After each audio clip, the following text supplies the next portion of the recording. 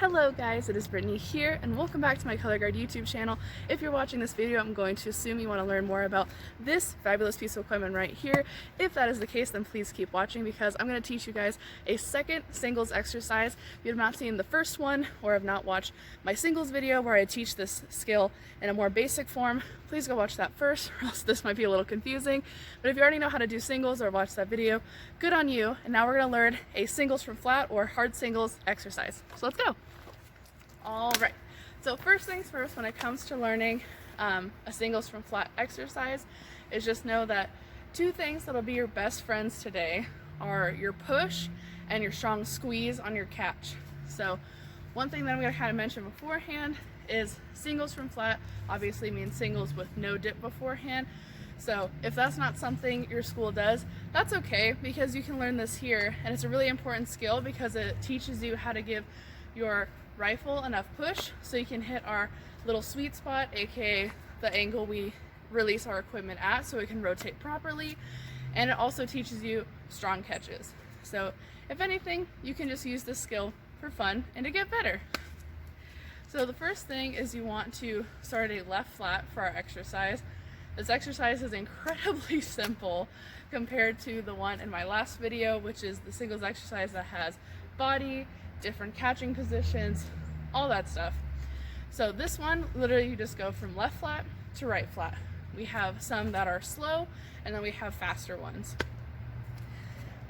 So we're gonna start at a left flat and we're just gonna push straight down, no dip, of course, and we're going to just catch at a right flat. Now the key to doing this exercise really well, especially with a group, is to make sure you are already engaging your muscles in between singles, because if you try to engage your muscles the count before your single, you're probably going to be late. And if you try to engage on the count and try to flip in the same count, it's just not going to happen and you're going to look really out of time.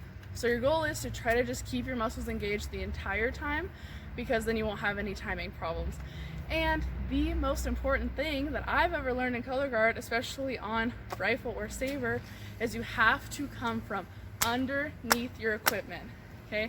You cannot catch any tosses cleanly and just strong in general if you do not come from underneath, okay? If you try to do this, as I call the rainbow or the follow the leader, this is not going to get you a good catch. Notice my rifle wobbled.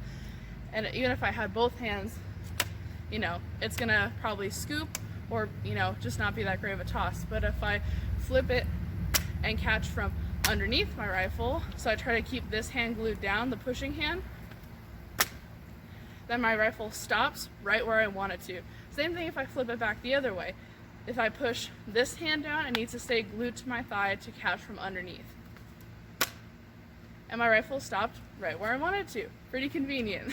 So your goal is to always catch from underneath your rifle and don't follow with your other hand. It's the hardest habit to fight. I, like many other color guard performers, literally had to spend years working on this one skill just to get it to go away. So don't do the follow the leader, always come from underneath your rifle. Alright, those are kind of my tips. I'm just going to quickly go over the exercise because honestly it's not too long, and that's it. So let's go. All right, so when it comes to learning this singles from flat exercise, it's important to know that it's only a measly 2 16ths, so it makes our life super easy. The first 16 will be broken down into a single every 4 counts. So in case you aren't too great at math, which, you know, as a color guard person I am not, we'll be doing 4 singles in the first 16. The second 16, we basically take out the breaks in between. You have to go right from one single to the next. So in that, without taking that break in between, that means that we're going to be doing double the amount, which would be 8. So just think that if you get lost with timing, we have 4 with, you know, 4 counts in between, and the other singles that we do, the 8 of them, they have no breaks in between. And that's basically all there is to it. But I'll still go over it nonetheless. So we're here. We're gonna go 5, 6, 7. Remember, we're already squeezing our muscles engaged so we can push right on one. So 5, 6, 7, 8. 1, 2, 3, 4. We're gonna flip back. 5, 6, 7, 8. Again. 1, 2, 3, 4, again, 5, 6, 7, 8. Now that we've done our 4 singles, we're going to go into the 2s. So 5, 6, 7, 8.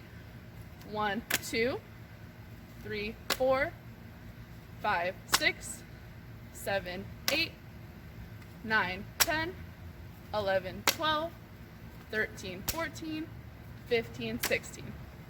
That's actually the whole exercise, believe it or not. It's just do 16s. It's pretty easy. But like I said, just getting through the exercise is not, basically the end-all be-all goal.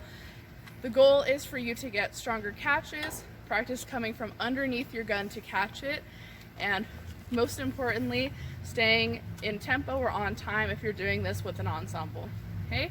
So now that we've gone over it, I'm just going to do it quickly without any stops in between to show you how it'll look from your guys' perspective, and that'll be it for today.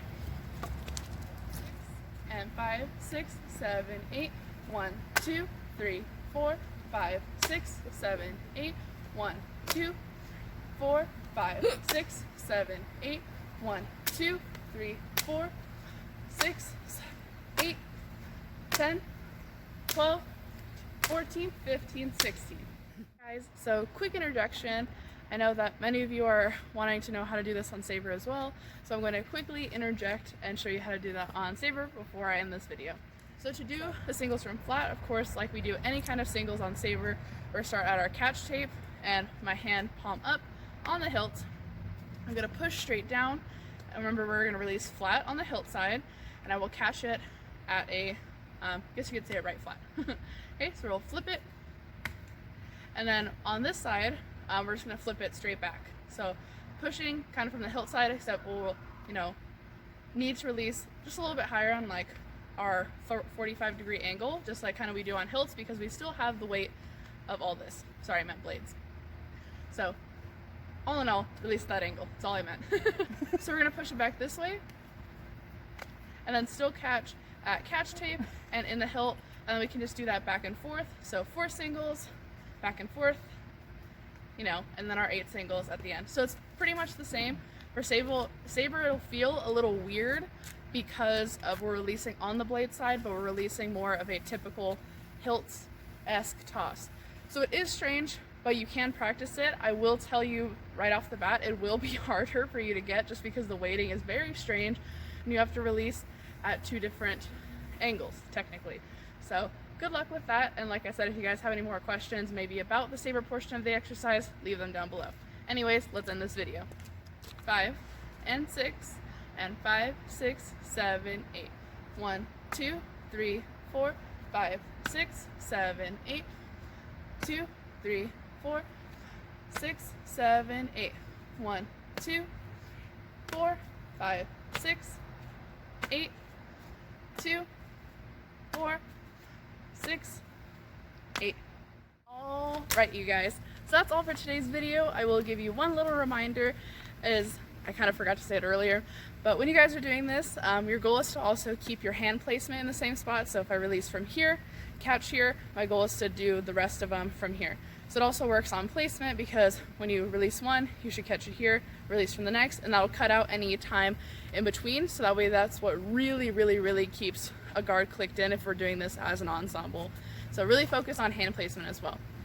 Now that I've said all that, any questions, comments, concerns can go in the question, Now that I've said all that, any questions, comments, or concerns can go in the comment section down below.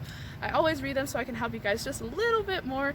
And if you look around all my different playlists and you don't see a skill that you want to learn and you don't see it on there, please also comment that as well, because I love taking any suggestions you guys give to me, so that way I can provide you with the color guard knowledge that you so deserve.